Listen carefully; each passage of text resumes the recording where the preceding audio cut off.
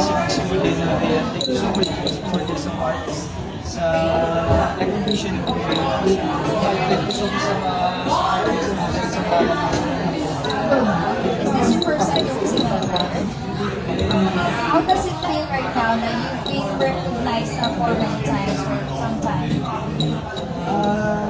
Sobrang nakaka-touch din naman siya kung paano na-recognize tayo na pag ganitong klase na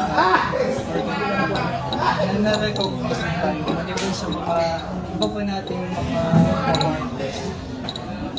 Medyo nakaka-touch din naman kasi iba yung naramdaman ko sa ngayon kasi nakikita ko yung mga beneficiary, personal, like yung mga na-award tayo, ibang level yun eh,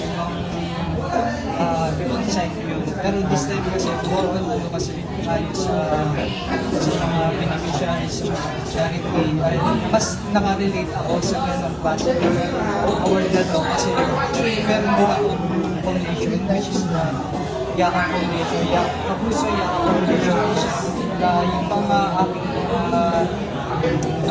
nakaka-relate din ako kay Sir Richard kasi may mga sponsors din tayo like yung mga global yung mga followers din natin sa Quezon Mindanao, yung mga may mga kakayahan na nagsusupport din sila para sa atin, and then may mga beneficiary din tayo like yung mga older nila yung isa din sa tinutulungan natin. Most probably ang ating mga tinutulong is focus ako sa mga PWD. But this time, kung may mga cancer tayo, mga tinutulong ang mga bata pa, at the same time, For ano lang, for idea, ano yung pinaka-award na nag-award? Ano yung award na Outstanding Men and Women of the Philippines. Okay. What does this award personally mean to you? Napaka-halaga pa sa akin kasi yun nga, like at least ano wala ko na iba yung tema ng pagtanggap ko dito kasi yun na nakaka-relate ako sa lahat ng sitwasyon.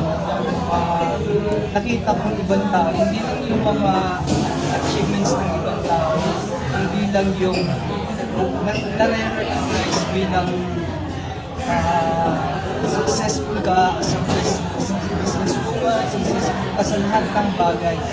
But mostly kasi, mas inano ko mas dinamdam ko yung moment na actually talaga, promise na mas na-touch ako sa mga moment na nangyari ngayon kasi ewan ko ba, kasi ako talaga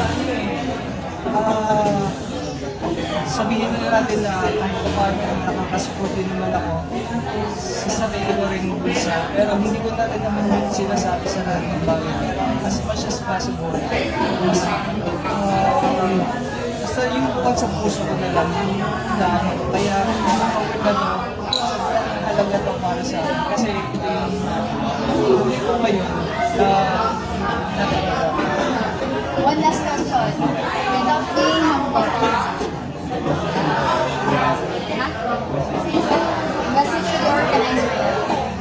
Sa organizer po ng event na to, siyempre sa inyo, dahil sa inyo, nakarelate po tayo at sana mas malaki pa po yung mas marami pa po kayong matulungan.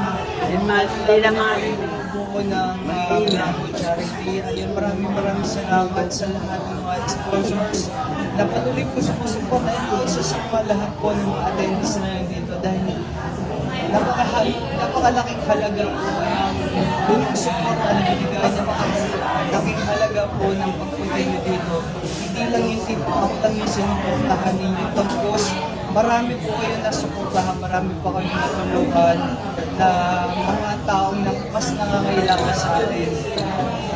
Yun nga sana matutupad pa rin ng mga may kakayahan na tao, yung mga klaseng organization, mga foundation na tumutulong dyan sa mga taong nakakailangan. Maraming salamat kay Sir Richard Nicola sa award na to at sana mas marami pa po kayo at tulungan at God bless po sa inyo.